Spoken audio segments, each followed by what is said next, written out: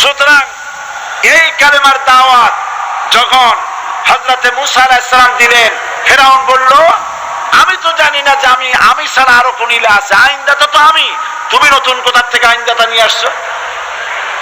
ফেরাউন বলছে দেখো আমারে বাদ দিয়া যদি অন্য কাউকে ইলাহ বলে তুমি মানো আর সেই শিক্ষা যদি জাতিকে দাও, তাহলে আমি তোমাকে ধরে লাআজআলান্নাকা মিনাল মাসজুনিন, আমি তোমাকে কারারুদ্ধ করব, আমি তোমাকে জেলখানায় ঢুকিয়ে দেব।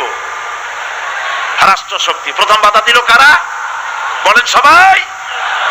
সেই বাধা কি ওখানে শেষ হয়েছে না এখনো আছে? আছে কিনা জোরে বলেন। আমি তোমাকে জেলখানায় ঢুকাবো। হযরতে মুসা আলাইহিস সালাম বলেন ফেরাউন রে, জেলের ভয় আমি করি না, আমাকে জেলের ভয় দেখায়া লাভ নাই, আমি আল্লাহ পাকের পয়গম্বর হযরতে মুসা আলাইহিস সালাম। ফেরাউনের দলবল আছে, লোক লস্কর আছে, তার অস্ত্রের অভাব নাই। আল্লাহ রাব্বুল আলামিন মুসা আলাইহিস সালামের কাছে একটা অস্ত্র দিয়া দিলেন, দিছিলেন কিনা? আল্লাহ পাক হযরত মুসাকে বলেছেন ওয়া মা তিলকা বিয়ামিনিকা ইয়া মুসা, মুসা রে তোমার হাতে ওটা কি? মুসা আলাইহিস সালাম বললেন এটা লাঠি। আল্লাহ পাক বললেন ফেলে দাও লাঠি, লাঠি ফালায় দিলেন। কি হয়ে গেল? হিয়া হাইয়াতুন তাসআ, লাঠি হয়ে গেল। এখন লাঠি পড়ে সাপ হয়ে গেল। সাপ দেখে নবী হোক, ওলি হোক, সাহাবী হোক আর আলেম হোক, সাপ দেখলে ভয় করে না মানুষের? মুসা আলাইহিস সালাম ভয় পাইছে। আল্লাহ রাব্বুল আলামিন হযরত মুসাকে শোনায় দিলেন খুযহা ওয়া লা তাখাফ সানুঈদুহা সিরাতাল উলা,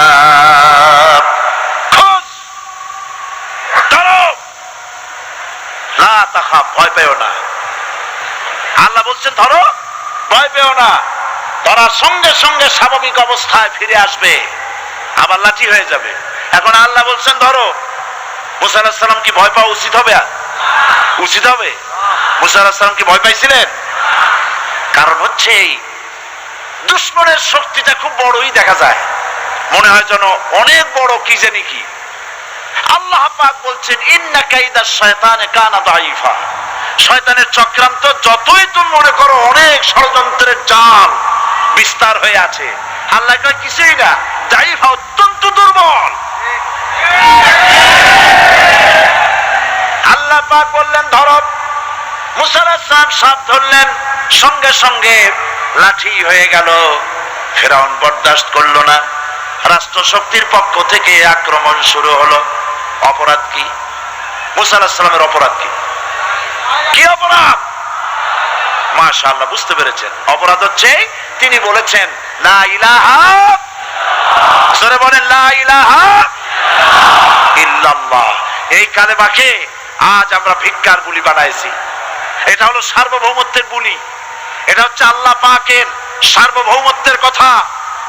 আজ আমরা মানুষের কাছে আমরা শুনি মানুষেরা ভিক্ষা চায়, লা ইলাহা ইল্লাল্লাহ এক মুঠ চাউল দেন, লা ইলাহা ইল্লাল্লাহ 10 খান পাই দেন।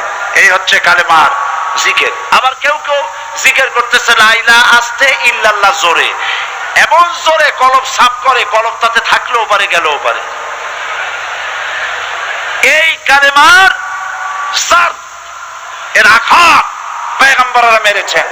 হযরতে মুসা আলাইহিস সালাম যখন বলেছেন লা ইলাহা ইল্লাল্লাহ, এই ধাক্কা ফেরাউন বরদাস্ত করতে পারে নাই। দরিয়ায় নীলের ভিতরে আল্লাহ পাক ডুবাইয়ে শেষ করে দিয়েছেন, দেন নাই? হযরতে মুসা আলাইহিস সালাম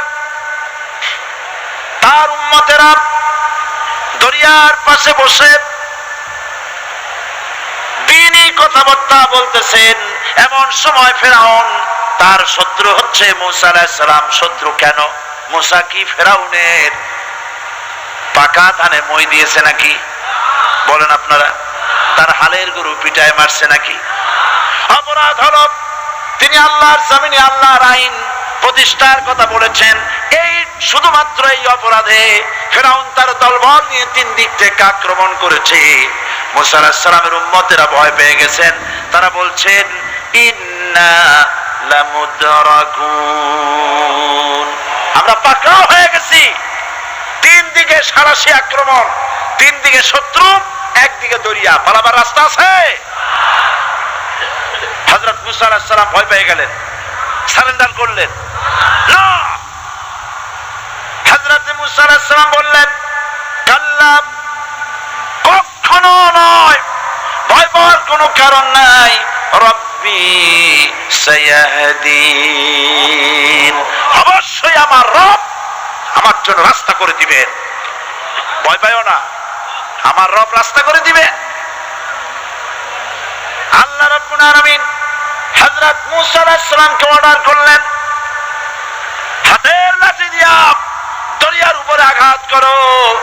হযরত মুসা আলাইহিস সালাম দরিয়ার উপর আঘাত করলেন। রাস্তা ছিল দরকার একটার, এক বাড়িতে আল্লাহর হুকুমে লাঠি দিয়ে একটি আঘাত করার সঙ্গে সঙ্গে হযরত মুসার তার সঙ্গী সাথী দরিয়া পার হওয়ার জন্য দরিয়ার মধ্যে দিয়ে আল্লাহ 12টা রাস্তা পয়দা করে দিলেন। সে আল্লাহ আছে না নাই? এত আসতে বলেন কেন? ভয় পাওয়ার কারণ আছে? রাষ্ট্র শক্তি বাধা দিয়েছে সমস্ত নবীদেরকে। কেন? নবীদের চরিত্র খারাপ? জোরে বলেন, নবীদের চরিত্র খারাপ?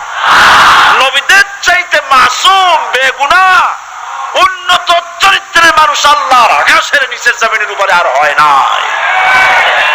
তোমরা যে সামনে তাদের পিছনে দৌড়াও, অমুকের সৈনিক, নেতা নেতা করে মরো, এইসব নেতা যাদের পিছনে দৌড়াও, এই নেতাগুলি, আমি জিজ্ঞেস করি আপনাদেরকে, এই নেতাগুলি জীবনে একবারও জেনা করে নাই? এ ব্যাপারে অনুসারীরা আপনারা কি নিশ্চিত? মিথ্যা কথা জীবনেও কয় নাই, প্রতারণা করে নাই, ঠাট্টা করে নাই, বিদ্রুপ করে নাই, মদ খায় নাই, মানুষ হত্যা করে নাই। কিসের নেতা? নেতা হচ্ছেন সেই ব্যক্তি যিনি বলেছেন, ও আমার স্ত্রীরা, ও আমার সাহাবীরা, রাতের আধারে আমার মধ্যে যা আচরণ দেখতে পাও, দিনের আলোতে আমার মধ্যে যা দেখতে পাও, সবগুলি খুলে খুলে মানুষের কাছে বলে দাও। তার নাম বিশ্বনবী মুহাম্মদ রাসূলুল্লাহ সাল্লাল্লাহু আলাইহি ওয়াসাল্লাম।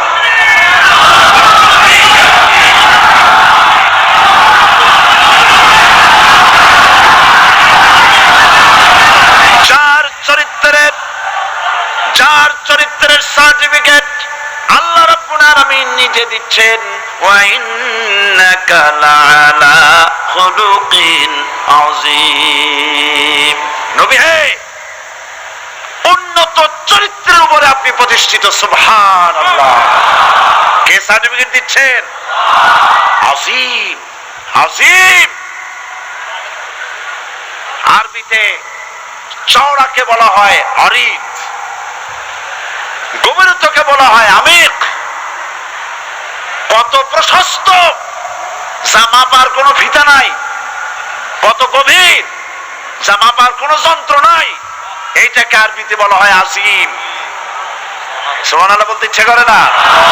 ও নবী, তোমার চরিত্র এমন যা মাপার মতো যন্ত্র পৃথিবীতে নাই। এই সার্টিফিকেট দিলেন কে? সমস্ত নবীরাই চরিত্রবান, নবীরা মাসুম বেগুনাহ। সুবহানাল্লাহ বিহামদিহি। সেই নবীরা মার খান নাই? খেয়েছেন কিনা বলে? কারা মেরেছে? রাষ্ট্র শক্তি। কারা মেরেছে? কারণ নবীরা বলেছেন লা ইলাহা ইল্লাল্লাহ। পড়েন সবাই, লা ইলাহা ইল্লাল্লাহ। আপনিও যদি নবীদের মতো, সাহাবীদের মতো বুঝা এই কলেমার দাওয়াত দেন, বাধা আসবেই। বোঝাবুঝির ব্যাপার, বুঝতেই সারল। কত মাহফিল হয় বাংলাদেশে, হয় না? কোনো বাধা নাই, ঠিক কিনা? কত পূজা হয়, পার্বণ হয়, গান হয়, থিয়েটার হয়, গুনাগার বিবির গান হয়, কত কিছু হয়। কোনো বাধা আছে? তাফসীরের মাহফিলে বাধা। কারণ ওরা বুঝতে পেরেছে এ তাফসীরের মাহফিলে গাজীর গীত হয় না, এ তাফসীরের মাহফিলে আল্লাহর সার্বভৌমত্ব কায়েমের আন্দোলন চলে।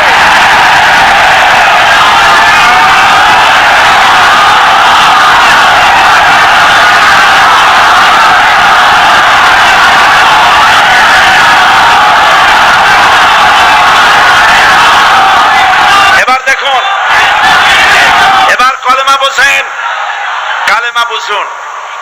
বঙ্গভবনের সামনে দাঁড়াইয়া, গণভবনের সামনে দাঁড়িয়ে আপনি যদি কালেমার জিকির করতে থাকেন, লা ইলাহা ইল্লাল্লাহ, লা ইলাহা ইল্লাল্লাহ, লা ইলাহা ইল্লাল্লাহ, লা ইলাহা ইল্লাল্লাহ, 2-1 ঘন্টা, 2-4 ঘন্টা, দেখবেন অফিসাররা এসে বলবে, না জানি কোন খাজা বাবা আসছে, আসেন আসেন, নিয়ে খাইতে দেবে, হাদিয়া দেবে। যেহেতু যিনি পড়তেছেন উনি বোঝেন না কি বলতেছেন, আর যারা দাওয়াত দিয়ে নিয়ে গেল ওরা টের পাই নাই যে কি কি শুনে দাওয়াত দিতেছে।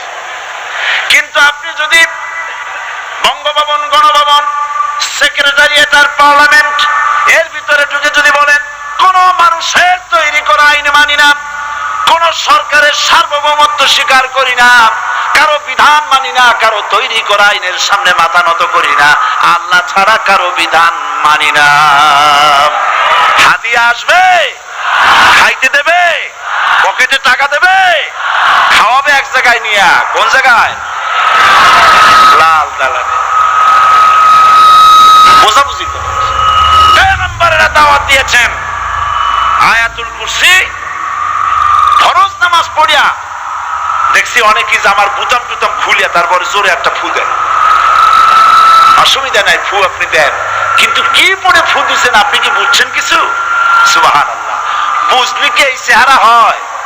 এতগুলো মানুষ লাগে নাকি বিপ্লব করতে, কালেমার রস কায়েম করতে? 313 জন মুসলমান যথেষ্ট পৃথিবীতে।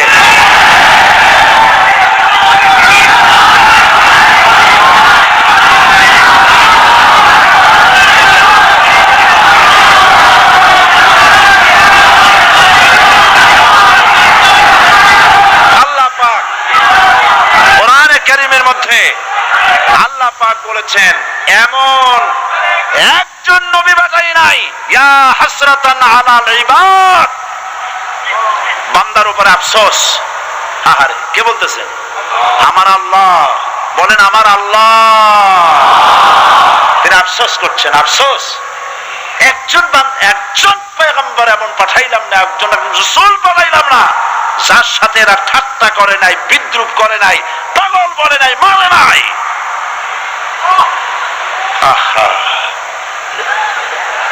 অপরাধ আল্লাহর সার্বভৌমত্ব প্রতিষ্ঠার অপরাধ। হযরত ইব্রাহিম আলাইহিস সালাম তিনি যখন এই কালেমার দাওয়াত দিয়েছেন নমরুদের বিরুদ্ধে, নমরুদ বলেছে, মান আশাদ্দু মিন্না কুওয়া, আমার চাইতে শক্তিশালী আর কে আছে? আনা রাব্বুকুমুল আলা, আমি তোমাদের বড় প্রভু। নাউজুবিল্লাহ।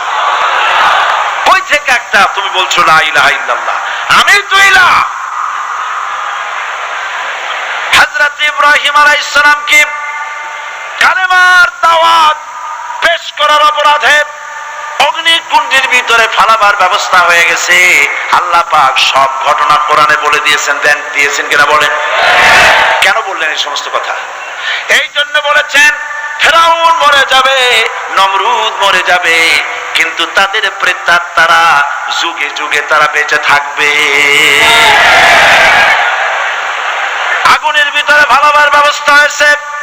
আল্লাহ পাক বলে দিয়েছেন, আমার রাস্তায় যদি চেষ্টা করো, জিহাদ করো, আমার সাহায্য তোমরা পাবে। ওয়া কানা হাক্কান আলাইনা নাসরুল মুমিনিন, মুমিনদেরকে সাহায্য করা আমি আল্লাহর জন্য ওয়াজিব। সুবহানাল্লাহ বলবেন না? আলহামদুলিল্লাহ বলবেন না? আমার জন্য ওয়াজিব মুমিনদেরকে সাহায্য করা। ইব্রাহিম আলাইহিস সালামকে আগুনে ভালানো হচ্ছে। হযরত জিবরাইল বলেন, ইব্রাহিম তোমাকে আগুনের ভিতরে ফালানো হতেছে, আমার কাছে সাহায্য চাও, আমি তোমারে বাঁচায় দেব। হযরত ইব্রাহিম আলাইহিস সালাম তিনি বললেন, জিবরাইল আমার পরীক্ষা চলতেছে, আমাকে ডিস্টার্ব করো না, আমি তোমার কাছে সাহায্য কেন চাইবো? আমি তো এমন কোন অন্ধ আল্লাহর ইবাদত করি না যিনি তার বান্দার দুঃখ দুর্দশা নিজের চোখে না দেখেন। পরীক্ষা পাস করছে না? পাস করছেন কিনা? হযরত ইব্রাহিম বলেন, শোনো জিবরাইল, আমি যদি আগুনের ভিতরে পড়ে যাই আর আগুনে পুড়ে যদি ভস্ম হয়ে যায়, আমার আল্লাহ যদি এতে খুশি হন, তাহলে আমি আমার রব্বুল আলামিনকে খুশি করার জন্য এভাবে 1000 বার পড়তে আমি রাজি আছি। ইব্রাহিম আলাইহিস সালাম আগুনের ভিতরে পড়ে গেলেন। আল্লাহ রব্বুল আলামিন আগুনের প্রতি নোটিশ করে দিলেন, ইয়া নারু কুনি বারদাও ওয়া সালামান আলা ইব্রাহিম। আগুন আমার ইব্রাহিমের জন্য শান্তিদায়ক ঠান্ডা হয়ে যা। ইব্রাহিম আলাইহিস সালাম চলছেন, পুড়ে গেছেন। নমরুদ তার প্রাসাদের ছাদে বসে ইব্রাহিম আলাইহিস সালামের পোড়া দৃশ্য দেখে আনন্দ করবে, আগুনের দিকে তাকায় দেখে ইব্রাহিম আরামে বসে আছেন। পোড়া তো দূরের কথা, জামাও পড়ে নাই। ও ডাক দিয়া বলে, রে আগুন, গোটা জাতি নিয়ে তোর পূজা করলাম, আমার দুশমন কেন জ্বালাইতে পারিস না? তোর জানানো শক্তি কি নষ্ট হয়ে গেছে নাকি? আগুনের ভিতর থেকে আওয়াজ বেরিয়ে এলো, নমরুদ, আমার ভিতরে দাহ্য শক্তি, জ্বালানো শক্তি আছে কি নাই যদি প্রমাণ করতে চাও, টেস্ট করতে চাও, তুই নিজে আয়, তোরে সুদ্ধা তাম দুনিয়া জ্বালাই দিতে পারি, ইব্রাহিমের এক গাছা পশম জ্বালাইতে পারি না। বিশ্বকবি আল্লামা ইকবাল কি সুন্দর করে বলেছেন, আজ ভি হো জো ইব্রাহিম কা ইমা पैदा आग कर सकती है एक अंदाजे गुलिस्ता पैदा। ইব্রাহিমের ঈমান যদি আজও কোথাও হয় বিদ্যমান, করতে পারেন অগ্নিকুণ্ডে খুবসুরত এক গুলিস্তান। এখনো যদি ইব্রাহিমের সন্তানদেরকে আগুনের মধ্যে ফেলে দেওয়া হয়, আর ইব্রাহিম ঈমান যদি থাকে, আগুনকে ফুলের বাগান বানাবার ক্ষমতা আল্লাহর আছে। চিরকাল আল্লাহ পাক এই কালেমাকে দিয়েছেন আল্লাহর সার্বভৌমত্বকে প্রতিষ্ঠা করার জন্য। আয়াতুল কুরসি শুধু পড়ে বুকে ফু দেওয়ার জন্য নয়। পড়েন আমার সাথে, আল্লাহু লা ইলাহা ইল্লা হুয়াল হাইয়ুল কাইয়্যুম। দুনিয়ার সমস্ত পয়গম্বর অত্যাচারিত হলেন, শুধু তাই নয়, বিশ্ব নবী আখেরি জামানার পয়গম্বর নবী মুহাম্মদ রাসূলুল্লাহ সাল্লাল্লাহু আলাইহি ওয়াসাল্লাম জাতির কাছে আসলেন। তিনি এসে বললেন, ইয়া আইয়ুহান নাস কুলু লা ইলাহা ইল্লাল্লাহ। প্রথম দাওয়াত, প্রথম দাওয়াত। শুনছেন কথা? রাসূলুল্লাহ বলছেন, ও জাতি, আমার রাসূল তো মক্কার রাসূল না শুধু, মদিনার রাসূল না শুধু, আরবি ভাষা ভাষীদের রাসূল না শুধু, আমার নবী কি নবী? চিল্লায় বলেন। তাই তিনি বলেছেন, ও বিশ্বের মানবতা, বিশ্বের মানব গোষ্ঠী, যদি মুক্তি পেতে চাও, নাজাত পেতে চাও, উচ্চারণ করো, বিশ্বাস করো, আমল করো, বলো লা ইলাহা ইল্লাল্লাহ। জোরে পড়েন, লা ইলাহা ইল্লাল্লাহ, লা ইলাহা ইল্লাল্লাহ মুহাম্মাদুর রাসূলুল্লাহ। আবু জাহেল বুঝছিল কলেমার অর্থ? কথা বলেন না কেন? আবু জাহেল বুঝছিল? উতবা, সাইবা, মুগিরার গোষ্ঠীরা বুঝছিল? বুঝেছে। তারপরে তারা চিন্তা করলো যে সর্বনাশ তো করছে, লা ইলাহা, কোন ইলাহা নাই, আইনদাতা নাই, বিধানদাতা নাই, তাহলে আমরা কি ঘরে বসে বসে কি করব? উনি নতুন একজন ইলাহ নিয়ে আসছে, আল্লাহ ছাড়া কোন ইলাহ নাই, তাহলে আমাদের কাজটা কি? প্রথমে তারা চেষ্টা করলো যে একটু দেখি নরম নরম ভাবে হয় নাকি? চলে গেল আবু তালেবের কাছে, আছে না হাদিসে? বললো, আবু তালেব তুমি তো কুরাইশদের নেতা, তোমার ভাইয়ের ছেলে কয়টাই কি? কি আশ্চর্যজনক কথা! লা ইলাহা ইল্লাল্লাহ, আল্লাহ ছাড়া কোনো ইলাহ নাই, তা আমরা করবো কি? তোমার ভাতিজাকে বুঝাও লা ইলাহা ইল্লাল্লাহর দাওয়াত বন্ধ করে দিক, এর বিনিময়ে টাকা লাগে টাকা দেব, সোনা লাগে সোনা দেব, যত সুন্দরী মেয়ে চায় তাও দেব, নেতৃত্ব চায় তাও দেব, তবু যেন কালেমার দাওয়াত না দেয়। আসিনে কা হাদিসে? আছে কিনা? নবীজি যখন বাড়ি ফিরলেন, চাচা আবু তালেব নিজের কলিজার টুকরা সন্তান হযরত জাফর আলীর চাইতে তিনি ভালোবাসতেন কলিজার মতো করে মুহাম্মদ সাল্লাল্লাহু আলাইহি সাল্লামকে। বলছে, বাবা এমন কথা কেন বলো যাতে লোকেরা খেপে যায়? এই কথাগুলি বলো না, ওরা আমার কাছে এই সব প্রস্তাব দিয়ে গিয়েছে। রাসূলুল্লাহ প্রস্তাব শুনে এগ্রি করলেন। জি, আমার নবী বলেন, ও আমার চাচা আবু তালেব প্রস্তাবকারীদেরকে শুনিয়ে দিন। হুজুরের সাথে তখন অনেক লোকজন নাকি, অনেক অস্ত্রপাতি, কিচ্ছু নাই, আল্লাহর শক্তি ছাড়া কিছুই না। আমার নবী বলেন, ও আমার চাচা আবু তালেব প্রস্তাবকারীদেরকে শুনিয়ে দেন, যেটা দেওয়া সম্ভব সেটা তো দূরের কথা, যেটা দেওয়া সম্ভব নয় তাও যদি তারা দিতে পারে আমারে, যেমন আকাশের সূর্যটা ধরে এনে ওরা যদি আমার ডান হাতে তুলে দেয়, আকাশের পূর্ণিমার চাঁদটা ধরে যদি বাম হাতে আমার তুলে দেয়, এর বিনিময়ে এক মুহূর্তের জন্য তাওহীদের দাওয়াত আমি বন্ধ করে দেব না। সুবহানাল্লাহ।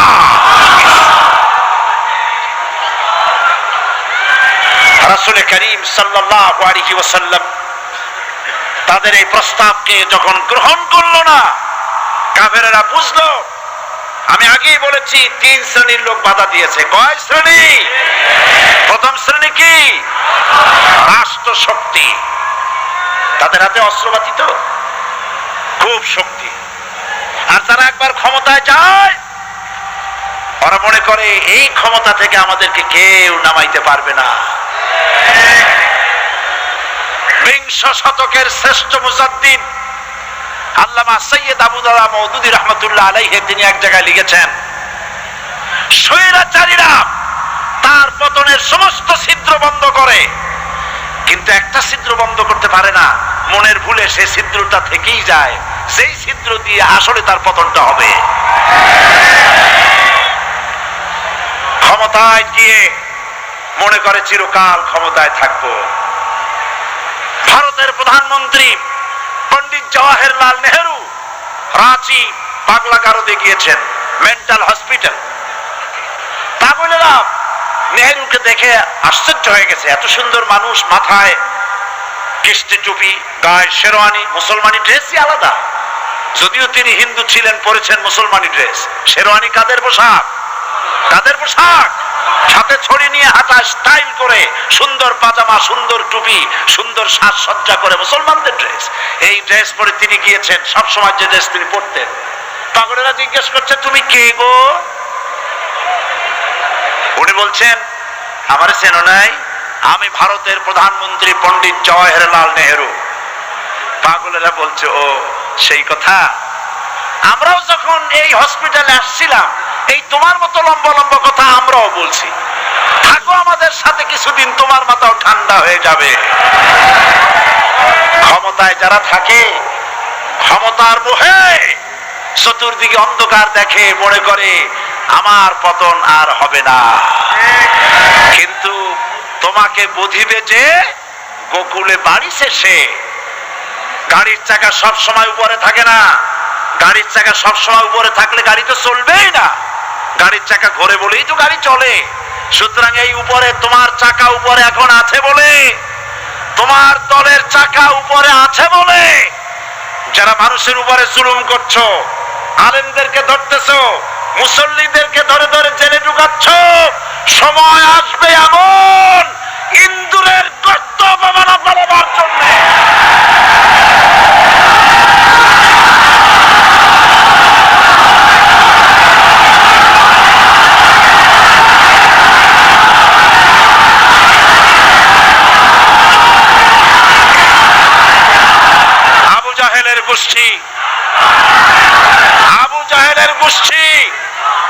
করেছে সোজা আঙ্গুলে ঘি যখন উঠলো না, আঙ্গুল বাঁকা করতে হবে।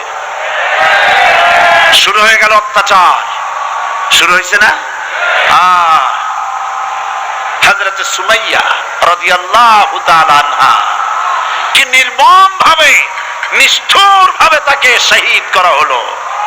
খাব্বাব, খুবাইব, হযরত খাব্বাব রাদিয়াল্লাহু তাআলা আনহুকে দেখে হযরত ওমর একদিন বলছিলেন, খাব্বাব তোমার পিঠে এত গর্ত কেন?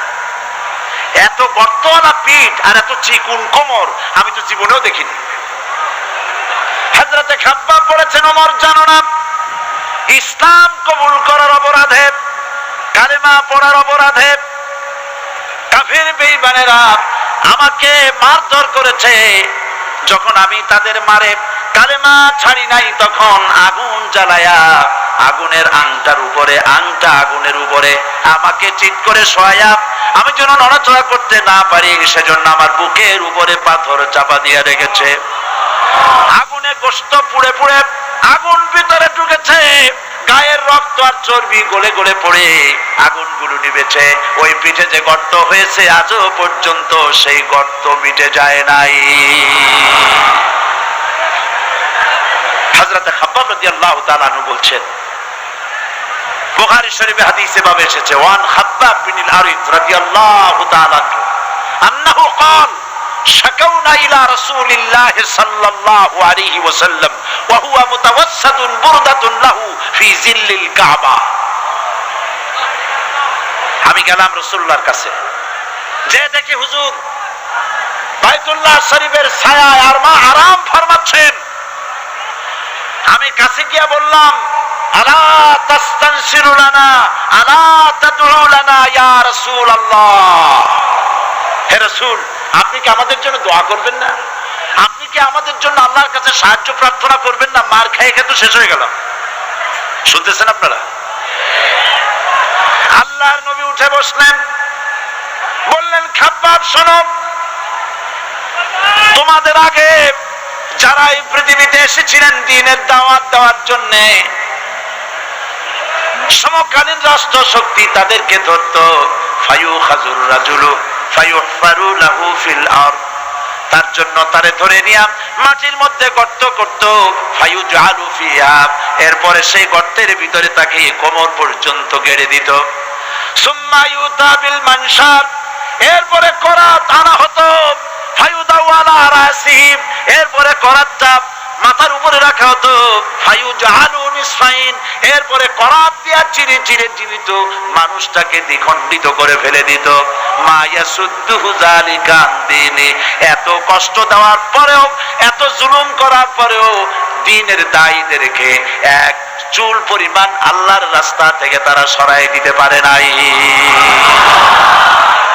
ওয়াল্লাহি, ও খাব্বাব, আমি আমার আল্লাহর নামে কসম করি।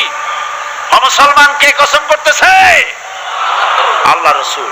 আমি আমার আল্লাহর নামে কসম করি, ওয়াল্লাহি লা ইউতাম্মান্নাল্লাহু হাযাল আমর হাত্তা ইয়াসির রাকিবু মিন সানা ইলা হাযরামাউত। সেদিন বেশি দূরে নয়, ইয়েমেনের রাজধানী সানা থেকে শুরু করে সৌদি আরবের হাযরামাউত পর্যন্ত হাজার হাজার মাইল, এই দীর্ঘ পথে যুবতী নারী তার সৌন্দর্যের পশা নিয়া, আর ধনাঢ্য ব্যক্তিরা, সওদাগরেরা তাদের টাকা পয়সা নিয়া একাকে নিয়ে অথবা দলবদ্ধ ভাবে মানুষেরা যাতায়াত করবে। লা ইয়াখাফু ইল্লাল্লাহ, মানুষের মনের মধ্যে কোনো ভয় থাকবে না। এমন একটা সময় আসবে, ওয়ালাকিন্নাকুম তাস্তাজিলুন, অথচ তোমরা বড্ড তাড়াহুড়ো করছো। তাড়াহুড়ো করো না, অপেক্ষা করো, ধৈর্য ধরো, মার খাও, জেলে যাও, শহীদ হও, আল্লাহর রাজ কায়েম হবেই হবে।